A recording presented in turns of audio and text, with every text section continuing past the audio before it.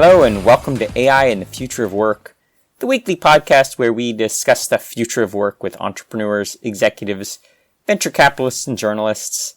I'm your host, Dan Turchin, CEO of Insight Finder, the AI-first system of intelligence for IT operations, and executive chairman of PeopleRain, the leading platform for automating IT and HR employee service.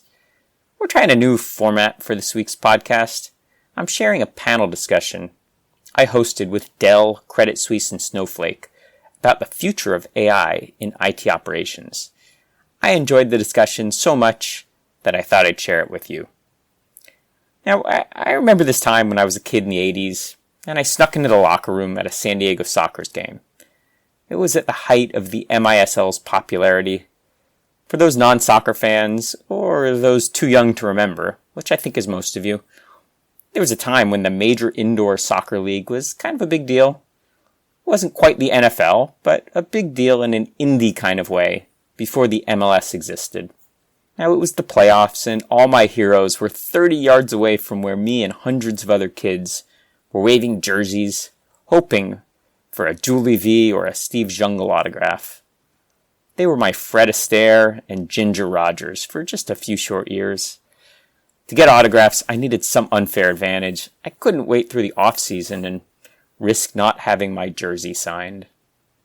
So I made my own luck. I knew Joseph. He was a security guard at the sports arena in San Diego because we'd geek out before most games about the team. Joseph became a friend over the months and years, and he happened to have full access to the locker room. So Joseph escorted me into the locker room that evening and introduced me to my heroes. He helped me fill the front and back of my jersey with the team's autographs. And as a bonus, we won the MISL that evening. Believe it or not, this has everything to do with IT operations. IT leaders create unfair advantages for themselves and their teams. They rise to the occasion when asked to do the impossible. The group I hosted a few weeks back shared their own stories about how they're using AI to do the impossible. When the easy answer to the board or the CIO is never, or no way, or that's impossible, they find their own Joseph to escort them to the pantheon of IT greatness. Listen and learn how, for example, Justin from Snowflake prepared to monitor an architecture that scales elastically to accommodate a business growing at breakneck speed amid a surge in demand generated by the world's largest tech IPO, which resulted in an unfathomable $70 billion valuation. Learn how Liz from Dell and Luca from Credit Suisse deliver reliable, scalable IT solutions for millions of users who depend on them to buy stuff online and process time-sensitive financial transactions. These three put on a masterclass in how to use AI to create an unfair advantage in IT operations and deliver the impossible. What they do daily is much more impressive than a kid with a jersey breaking into the locker room for autographs. As for my beloved Sockers, tweet me at dturchin if you're also an MISL fan. I will track down Joseph and we can reminisce together. That's about enough from me. Enjoy the episode. And as always, thanks for listening. Good morning, good afternoon, or good evening, depending on where it is you are listening from. I am Dan Turchin, the CEO of Insight Finder, the AI-first system of intelligence for IT operations. I'm quarantined in Mountain View, California. I know we've got people who have joined from all over the world. We got a special event for you today. We've got three expert panelists. We will introduce ourselves in just a moment, but I thought I'd provide a little bit of a preamble before we jump into the discussion. We're going to be talking today about the past, the present, and the future of IT operations. Specifically, what are some of the innovative new ways that large organizations are using technology to predict and prevent outages? So a few framing questions. We'll address these as we get deeper into the session. So why does IT ops matter? I know it seems like kind of a platitude. All of us are certainly in the space, but I think it's a good time to take a step back, particularly in the middle of the shift to remote work and everything else that's going on. Why does it matter? but also importantly, where have we been as a community? Where are we now, and what does the future look like? Now, why are we having this discussion now? Well, I'll give you 5 reasons, and I'm sure you have many of your own, but I think in terms of framing the discussion, I think these are all important things to consider. So increasingly, cloud systems are independent. So we're all responsible for, at some point, being dependent on someone else's code. So whether that's integrations via API or via public clouds, or even sometimes private clouds, there's always some kind of system that our systems are dependent on. And so thinking through being responsible for availability and performance at a time when everything is interdependent means that the role of IT ops has become a lot more complex. Application architectures, well, this goes without saying, but they're increasingly complex. We're injecting new points of failure, seems like every day, whether it's new automated forms of testing, or we're experimenting with serverless architectures, or we're doing CI/CD, continuously pushing code, continuously doing delivery. These patterns just didn't exist several years ago, and they're all developed or designed to be able to accommodate the insatiable appetite that our end customers, our employees have for digital services.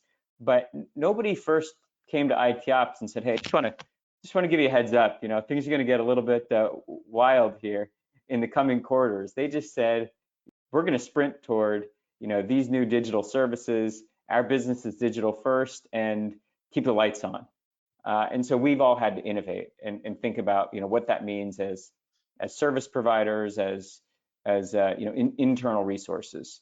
Now the good news is we're getting the message through. So increasingly, IT ops has a seat around the boardroom table, because the CEO and the board wants to know, are we capable of delivering these digital services at scale?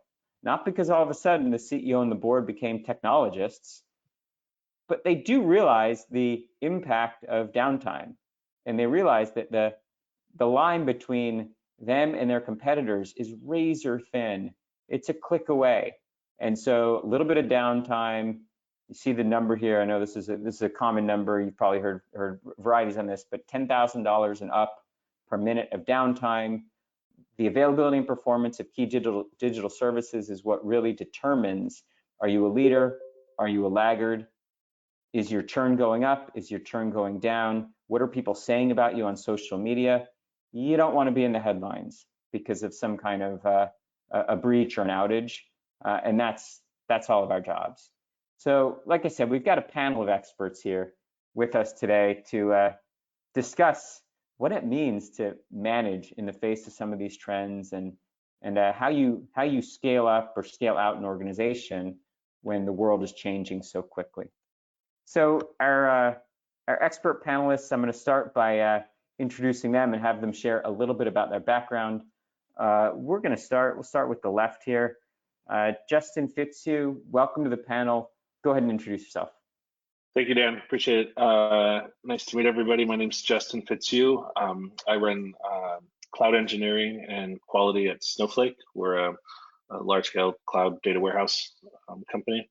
Over the years, I've worked at various different organizations, from Mozilla to a company called Instart Logic, doing CDN work, and Jive Software, where I was their CIO. Always focused on kind of back-end platform engineering and infrastructure automation and such. So that's my background. I'm excited to be here. Glad to have you here. Liz from North Texas, welcome to the panel. Hi, you want to Dan. introduce yourself? So I am quarantined in North Texas, and I am the Vice President of Digital Solutions in the Dell Technologies Managed Services practice. So, I've been with Dell for 5 years, and I was with EMC when Dell acquired EMC 5 years ago. And prior to that, I have spent my entire career in managed services. So have a lot of experience with customers, always looking for the new greatest shiny object, and have always been in the transformation space. So always looking for new innovations that can bring customers value, can also, reduce the amount to service their IT operations. And we're finding that the cycle is going so quickly, more quickly than a lot of the humans involved can keep up with, because the rate of change is very fast. We've just reached a point where we can't reasonably keep the environment available unless we're using a lot of the AI ops technology, just because the sheer volume of things that are happening in these complex environments make it just impossible to do it any other way. So, on-prem clouds or public clouds, with all the application stacks, it's a fun problem to solve. Let's put it that way. Well, thanks for joining us. Last but certainly not least, Luca from Credit Suisse. You want to introduce yourself? Very good. So I'm Luca Blanzoli. I'm a director at Credit Suisse in the investment banking technology division. I sit in core engineering and architecture, being always focused on process engineering and automation, from the business process engineering to DevOps automation. I hear you loud and clear, and some of the latest effort in creating SRE departments in Credit Suisse, and I hear folks saying that outages should not happen twice, and I think it's time to switch paradigm. Is that you should be able to have no outage at all. The outage not happening twice is not good enough for us, as you said. We don't want to hit the headlines. There's a lot of cost associated with downtime, especially in trading applications as we have at Credit Suisse. So it's definitely an interesting time, and looking forward to a new era. So I remember a time when the monitoring universe was essentially a heartbeat check, and the best we could do is just ping a server and see what response we got back, and then essentially we'd be, in some version of a NOC, looking at the blinking lights, and that was the tooling that we had. Just curious to hear, all three of you, but among the four of us, we've got a lot of years in the saddle. What were some of your earliest experiences being in monitoring, or maybe what we now call observability? How'd you get your start? It's going to date me, but I at EDS, I used to send the interns onto the data center floor to look for the red blinking lights, because we couldn't afford to monitor the hardware then. We were only monitoring the applications at that point, because the hardware monitoring just hadn't matured enough to tell us whether it was up or down. So the server itself would have a blinking light if something was about to go wrong, but we had no way to measure that without looking at the server. So I literally, for fun, would give the intern a piece of paper and say, go find these blinking lights and write the location down, and then go call the person who's in charge of it. That's a old school 25 years ago type of story. Justin or Luca, can you beat that? No, I can't beat it, unfortunately. But we did. I got my start back when I was working at Macromedia, and we were running OpenView. If any of you remember HP OpenView, and we were finding ways to move off it actually towards Nagios, to an open source platform. And so I just remember the kind of the thick OpenView client and how difficult it was to just get basic monitoring up and running. It's a long ways from where we are today, but that's where I got started in kind of this observability space. From an automation perspective, I find monitoring kind of a tedious job in a sense. Not to disrespect anyone monitoring something, but setting up rules and watching something that's about to happen, it doesn't, it never seemed right. I mean, my experience is more on the prevention and on the process improvement side. So I've never been in a group that really monitor for a living, but I see that there has to be a better way, right? The idea of sending an intern to the server room, it's I appeal to that. it is really daunting. Like, poor intern. Yeah, exactly. Have to find new tasks for the interns, Liz. Oh, right. Well, so now the interns actually come in as developers themselves, and we can immediately put them to work on the automation platform, which includes AI ops, and they're actually, looking at repeat incidents and coding in some language that they learn in high school, right? Or even pre that. They walk right in and they're able to develop. So the interns have also evolved from when I was sending them into the server room looking at blinking lights. But yeah, we definitely have uh, a new class of interns from when we were doing it 20 years ago, and that just is a reflection of how quickly the technology is moving, right? Every intern in college is obviously coding. They've been coding for many years by the time they get to college, and so they expect to walk into a job where they can do all that stuff. I totally agree. So we at Credit Suisse, we have a program that's for technical analysts, and they rotate from job to job, and for the first 2-3 years of their career, and they go, in antique language, they go from dev to support to QA. So what we see now is that, and I agree with you. So we see young engineers with coding skills the difference between these three paradigm are kind of merged together, and then people go in and code their way out of automation. It can be in a QA role, in a support role, in a development role, like that. That's blending, and everybody codes, which is I guess the spirit of DevOps, right? Liz, I've been inspired by the work that you do to mentor people who are early in their career. I know particularly encouraging females to pursue STEM-related careers. Curious for all three of you, but maybe we'll start with Liz. When you talk to people about maybe reskilling or upskilling, what do you think are the skills that will be required given the increasing sophistication of AI ops and automated ways of managing infrastructure? What are the human skills that you think are irreplaceable in the next, even in the next 5 to 10 years?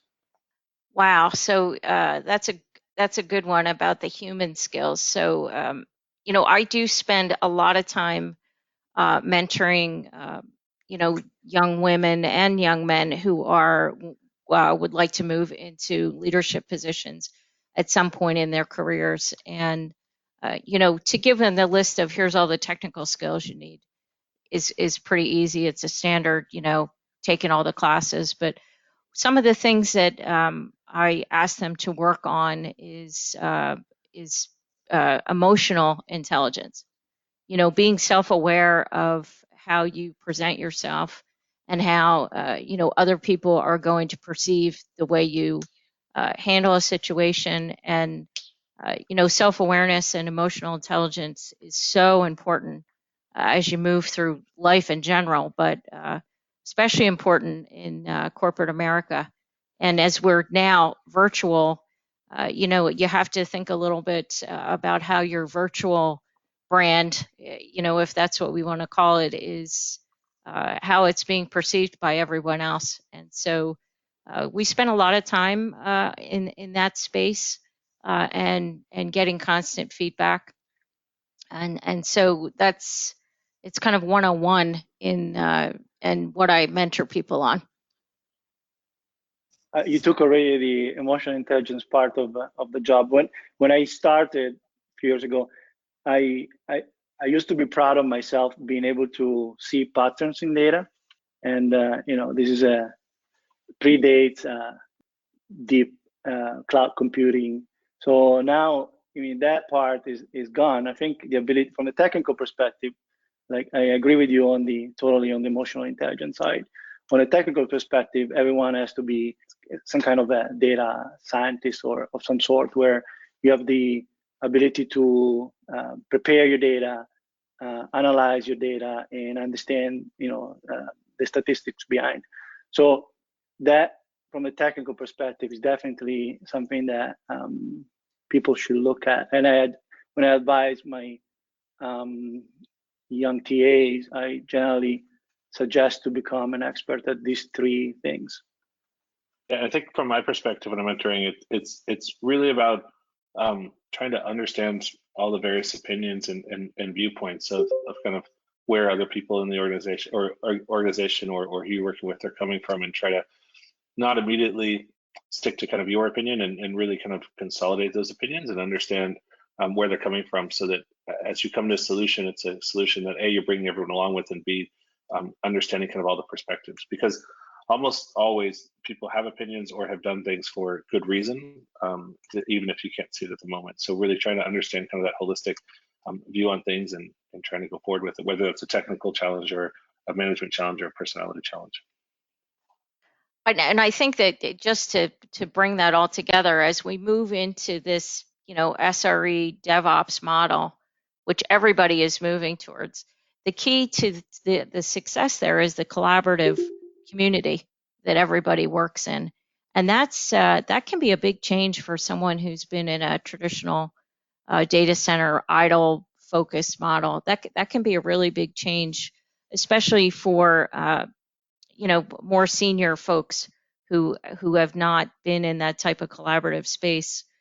To actually change that it takes a lot of awareness of how people work together. Yeah, and all of this is a little bit tainted by the COVID events, where we work remotely, and you build the relationship at one point, like 3 to 5 months ago, depends on where you live, and now you need to cultivate them offline or via chat. So that is here to stay, I think. So if you can thrive in a situation like this, I think it's a good skill set. Now, when we are doing our jobs effectively, essentially nobody knows that we exist. And ironically, that can be kind of the holy grail, that no end customers, no internal users complain. But that there's a kind of a corollary challenge, which is, how do we make sure that leadership appreciates the value of what we do? What are some of the techniques that you've used, or how do you interact with leadership when you're trying to explain to them, or maybe justify budget, or articulate the value of IT operations and healthy systems? Any techniques or words of wisdom that you have? Yeah, I think that's a really big risk, right? I mean, if you're just not seen and not known, you look like a cost center. I think one of the biggest things that I focus with leadership is, and with the teams, is changing us from a keeping the systems up to a, hey, how are we moving the infrastructure and platforms forward? So what are the software projects? What are the automation projects? And how can we highlight the benefits to the business and then continue to report back on them? So treating, to me, and this is one of the biggest challenge, or one of the biggest focuses I have, is how do you treat IT ops or cloud infrastructure or cloud, whatever you want to call it, SRE DevOps, as moving towards kind of a software engineering organization, following the same paradigms that you'd see in software engineering, and producing and following those same workflows. In that sense, we have a product manager, we have a TPM in kind of my function, and so we really try to kind of slot in as part of engineering, producing deliverables that impact the business, as opposed to looking like a keep the lights on organization, which is kind of just a cost center. And one of the things as an MSP we do is we constantly are sharing with the customer our innovation, and whether that's reduction in incidents, or working with them on rate declines. The focus is always on innovation and not just keep the lights on. So you'd rather be talking to them about that's something that is going to be have a positive light, versus having to go and explain why something an outage happened, right? So there is your standard KPIs that you can show over time, but once you've shown that they're always great and number of incidents is declining, you have to be focused on innovation, both with the customer, which our customers really appreciate, but internally as well. So Dell Technologies is moving towards a software as a service companies. So a lot of the internal innovation that we're putting in place, for new offers, they're coming right back to the delivery teams who they know have automated a lot of the IT ops, and how can they extend those investments that we've made in that IP into new offers. So, but it really is just the one word is turn from just housekeeping and keeping the lights on to how can you innovate and use that to further help your customers or your business. In a bank, the focus is bottom line, obviously, and I think our technology department focuses on having a engineering culture, right? So that means seeking efficiencies on a daily basis. So that's the way we push this. Different projects or different budgets, we tie them to an efficiency call, and can be also a innovation angle in case you're completely shifting technologies, looking at incumbents and competitors. So it's a mix of seek of efficiencies and disruptive innovation with a clear focus on bottom line. Sometimes we're in the unfortunate role of having to push back on a requirement from the business. When they tell us, go split the atom or something, at some point we have to say, get the business value, want to be a profit center, but for a variety of technical reasons, what you're requesting is not likely to be successful because of our ability to, guarantee SLAs or whatever kind of quality metrics you're asking us to agree to. Any examples that you can share of where you've had there's been some tension created with leadership because they're asking for something that IT ops or SREs just can't deliver? So as an MSP, we do have a lot of our internal customers come to us and say, I can jump in if you want, Dan. We'll hopefully be right back. Go for it. Yeah.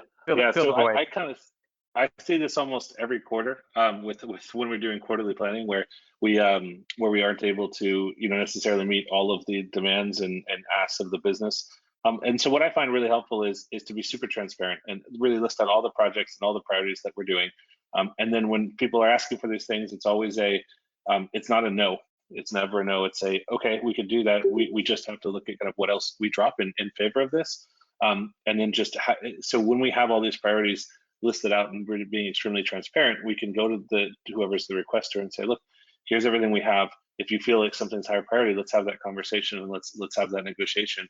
And then it becomes a question of what are the things that we're working on as opposed to what are we saying no to, and it's a priority conversation from the business perspective, and we can align that back to business priorities. So in that sense, that's how we tend to try to push back on these things, and just through transparency and through kind of that prioritization process. Right. When the company requirements, I always say everything is possible. Depends how much money you have. That's normally what I go by. And that's prioritization. Who's going to suffer from getting additional resources allocated when you push back? It goes back to the maturity of your organization. I've been in organizations where you're mature, you need to fine tune, so that you generally tend to accommodate you make a bet on which is best customer in the future. In mature organization, like in the one that I run now, it becomes a lot easier, where you're recognized as a provider of some sort, and it's a easier confirmation. So also depends on what's your fame and what's your past deliveries in that company. I want to get past the cliches related to AI ops and maybe the combination of euphoria and skepticism about the role of AI to surface insights or to manage infrastructure, and get your individual perspectives on how and when and where will AI improve operations in your organizations, and any specific examples you can give of how you're onboarding it would be, I think, useful to the audience. So we are at the point where I think, you know, if you have a well-trained AI, you can think about having, you know, a PhD transfer from generation to generation without having to study, right? So if you train something correctly, you know, you don't have to learn again from your past experience. So that's really intriguing, and I see a lot of projects now that I do in terms of automation where we are, you know, moving away from rule-based automation into kind of predictive and ML models to determine what, you know, the triggers and the data from various processes, right? So I'm super excited. In fact, you know, at Credit Suisse, one of the things they were doing in terms of in regards to operation, we are seriously looking at Insight Finder, and with successful pilots and even commitment to onboard on sophisticated, complex trading platform. So I'm super excited. That will be a change in paradigm. Maybe while we're on that topic, Luca, share some of the use cases that have made the business excited about AI-driven automation. Well, I mean, specifically, we were able to prove, you know, predictability and causal analysis on several use cases, going from hardware failure to alerts on job failures. So we cover a broad spectrum. You know, nobody believes that a machine can predict to certain degrees, right? And we still stuck what I see on the you know, setting, you know, rule and threshold based on past experience, trying, you know, to improve that so that doesn't repeat anymore. Or you can find your way out of some sort after the fact, right? But if you're going for total automation, in my opinion, you gotta have a way to get ahead of the incident, or, you know, yes, you know, manipulate the data in such a way that you can infer those possibilities that were never presented to you, right? So that's where, you know, where we are at Credit Suisse. Yeah, it's stuff like obviously AI and data analytics and ML is obviously kind of core to who we are and what we do, given we're a kind of a data platform. So, you know, our infrastructure is 100% cloud-based, and it's completely elastic. So for us, kind of having a static set of kind of monitoring and kind of configuring infrastructure and thresholds and such just doesn't work. So to us, kind of being able to build a system and a model to understand what's happening in our infrastructure as it kind of expands and contracts is critical. So from a monitoring perspective, and observability perspective, that's really important. We're also using a lot of AI and ML to do predictive analysis for failures or for capacity issues. So as we bring on large customers, we really have no insight into when they're going to grow and when they're going to contract. And so we're using kind of AI models and ML models to understand that and look for kind of when we start to see capacity issues or infrastructure constraints that you know, the cloud providers may or may not tell us about, so we can kind of stay ahead of that. So we're trying to use it in all cases. I'd say the last case is in terms of infrastructure, we're collecting north of 1 million points per second in terms of data ingress volume of telemetry from our infrastructure. So there's no possible way that we could do analysis of that. And so without some kind of AI or ML looking for correlations, looking for variations, looking for deviations from kind of standard patterns or norms, we couldn't kind of manage our infrastructure. So we've kind of moved away from that traditional threshold setting, much more towards kind of anomaly detection and look for cause and correlation, and ideally kind of predictive analysis on kind of our infrastructure, given just the volume and the scope that we have. Let's see if we can bring Liz back into the conversation. It looks like Liz is back online. Yeah, sorry about that. Lost power at the house. No worries. We needed a good IT ops team to make sure. Right, exactly. There were no outages. Your perspectives on AI as it pertains to how you've been onboarding it at Dell.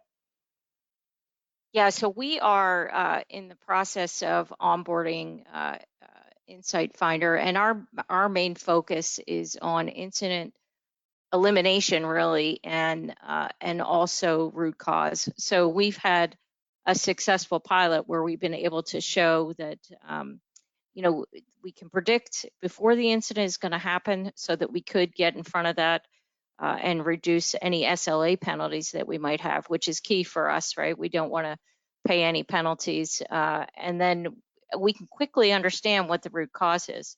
So, when you do have a P1 incident, trying to understand what the root cause is can take some time to pull all the relevant data together. And so using some of what we've found in Insight Finder has been extremely helpful. And then we're also going to use the data that we find for repeat incidents to be able to put it into the SRE backlog and look for new ways that we can, automate that, or new endpoints we need to be monitoring, et cetera. And it just is a wealth of information for our SRE team to use as a platform of where they need to look next. Now, before we enter the last phase of the conversation, I want to get one last one in here related to the present. And I think we'd be remiss if we didn't talk a little bit about the effect of the pandemic on your organization's role, how you manage expectations, how you look to technology, how you look to automation. Open-ended question. What have the last 6 to 9 months done to you personally and to your organizations? The last 6 months have been very interesting. As the market volatility increased, we saw 3 to 5x volumes, and everybody was really concerned. On top of it, everyone was forced to work from home. So we found out actually that we had a very resilient infrastructure. So everybody was, everyone from the business side congratulated the IT side, which is, for the past 20 years been seen as a cost. On top of it, where we have automation in place, just leave alone the monitoring of systems, but where there was automation, we had emails coming thanking for these many processes that were automated before the pandemic. Otherwise, they would not have been able to deal with it and scale, right? So I think the silver lining is that we're going to see more and more of automation and AI going forward, in my opinion, after this pandemic. Absolutely. Yeah. So Dell was able to, in a weekend, move our global team home, and a lot of other service providers really struggled with that. But our whole global team moved home over the weekend. Our infrastructure at Dell was able to handle 140,000 people working from home with no issues. And so what we saw was all of our customers had a change. Some had an increase, and some had a decrease in the incidents, changes, et cetera, that were happening in the environment. And it was in some cases, cruise lines park their ships, and so nothing happening there. Their environments are really almost in cold storage now. But then we have some other grocery stores where, when there was a run on toilet paper, we were having to watch the environment to make sure that we had enough capacity for all the transactions that were happening. And we could see the correlation between what was happening in the news and what was happening in their IT environment. So that was really a fascinating thing for the team. But as we move into 6 months now that we've been in this situation, I think we all recognize that there's no going back to the way it used to be. We were able to prove that we successfully can work at home, and the cost to having buildings and people commute to work Dell is looking at that as the new normal, and how can we adjust to it. So I think that we're still in the adjustment phase. Right now, we've reached the point where, we're just recognizing there are no boundaries between work and home, and people are starting to get burned out. But, the technology is definitely going to help us as we determine what the boundaries are between what people are doing at home and what they need to let the technology do for them. Liz, if it's okay, we're going to trademark the term. Instead of KTLO, which has become kind of tired, it's going to be KTTPOTS, keeping the toilet paper on the shelves. How do you like that? And we're with that there you tradition, go. all right? Yeah. All right, Liz is going to get credit for that one, but I like that because for too many years we've talked about keeping the lights on. Yeah, Good no, example. this is definitely keeping the toilet paper on the shelf. Yeah. Justin, your perspectives? Yeah, from my perspective, Snowflake as an organization, we've actually seen increased usage of kind of our data platform and kind of analytics. We see some shifting in terms of how it's being used, but we've seen kind of continued usage as well as increase. I think just as people are running various scenarios and trying to understand their business more from a data perspective, because everyone's not in the room to have kind of their gut feel. They're really focused on data and getting analytics from that data. I think the one thing I'd agree with the other panelists that it's definitely not going back. And we've seen when we were able to shift overnight to having everyone run remote. The positive thing is that we looked at our offices as nothing more than kind of internet connections that you would have anywhere else. So it was a fairly easy shift, whether you're in a coffee shop, home, or in the office. It's just an internet connection, and so that really helped in terms of the transition to working at home because it wasn't much different. The one thing I'd say that we have spent a bit more time on and focus on, and we're getting quite a bit more questions from customers on, is on our disaster recovery and business continuity plans, because I think that these are kind of this pandemic is something that no one ever thought would happen, and it's these situations that you always plan for but never really thought would happen. A meteor hitting the earth and taking out some large metro area. But interestingly enough, this is exactly what that is, right? I mean, literally everyone is working from home, and how do you think about different geographies and not being able to fly to various locations, or if you have password recoveries or things like that in any kind of physical environment. Like, for example, it's very difficult for us to go back into the office. We can, but it takes quite a bit of time and a bunch of approvals and things like that. So even physically getting in the office to get something if you need some kind of recovery or something is almost impossible. So we've really looked hard at kind of our BCP DR plans, both from a corporate IT perspective as well as from a production perspective. Really kind of beef those up, ensure they're solid, and that's definitely a positive thing for our customers. But we're getting quite a few questions on that. So I think people are taking that area a bit more seriously than they might have in the past. Is less of a checkbox and more of a this could actually happen. We got time for one last question. We've talked a bit about the need to reskill, upskill. We've talked a little bit about use cases involving automation. Question for you is, will you ever automate yourself out of a job? What's your perspective on whether or not that would be a good or a bad thing? Yeah, I don't think it's I don't think it's, maybe it's automate out of your current job.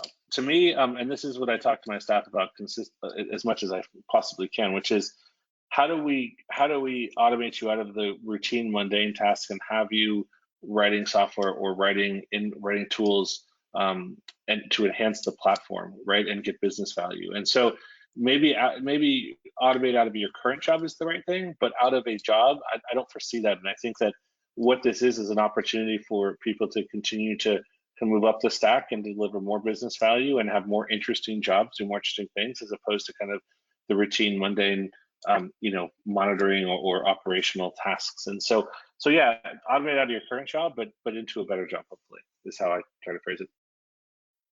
Yeah, there's always going to be innovation in the future, and so and I really like how Justin said, automate out of your current role. So I'm already in a strategic innovation role, and I don't see that particular role ever going away. Although, we are always looking for ways that we can automate, just about everything, right? And we'll look at every task that is available there. But innovation is not something that is going to be, quote, automated anytime soon. Well, my answer you can get from the picture that you got from LinkedIn. Yes, automate yourself out of the job so you can go sailing. But yeah, I agree. My current job, next job, sailor. What if you have a self-driving boat? Oh, those exist already. They're beautiful. It's a wind vane. I'll call Yeah. Alon and tell him to make sure you take the first shipment of his self-driving boat. How about Okay. that? Yep. Let's see. I'd like to take at least one or two of the questions from the chat panel. Thank you to everyone in the audience for providing good questions. We're not going to have time to get to everyone's questions, but I'm going to cherry pick here. Here's one that I think is provocative. So we're just starting out an SRE organization. What tips do you have for us about what not to do?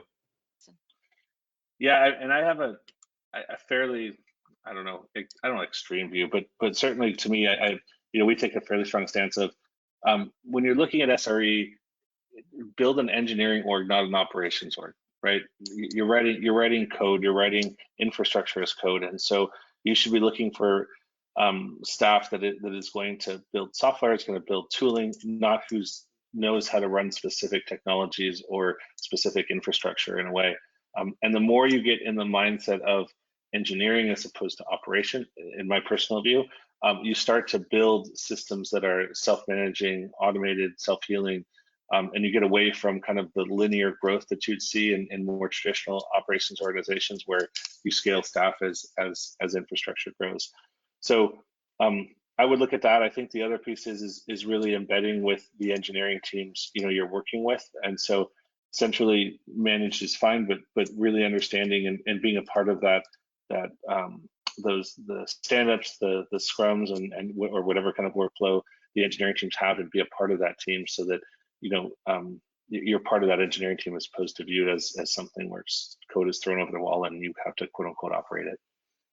Yeah, and actually, I have the same view here, is that it's extremely difficult to take an existing team and change them or train them to be our SREs. They may understand the skills, but it's really a mindset change, right? And it's how your critical thinking skills and your problem solving skills, how they change.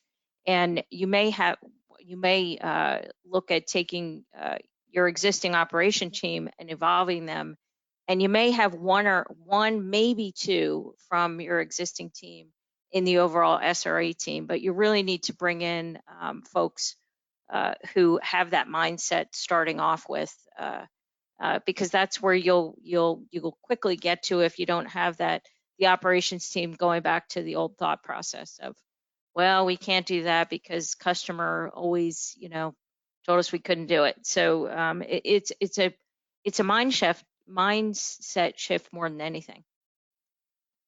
Yeah, what not to do specifically is not to get defensive and embrace the change. It will take time, as you need to upskill. You should keep your current team and have them retrained.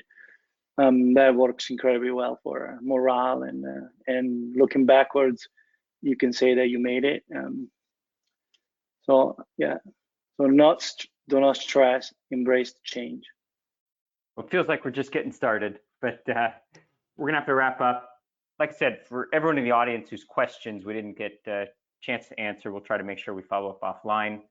This has been a fantastic discussion, and my only ask to our great panelists, Liz and Justin and Luca, is maybe as this future gets less murky and it becomes a reality, maybe we could have you back and we'll host another one of these discussions. Does that sound okay to you?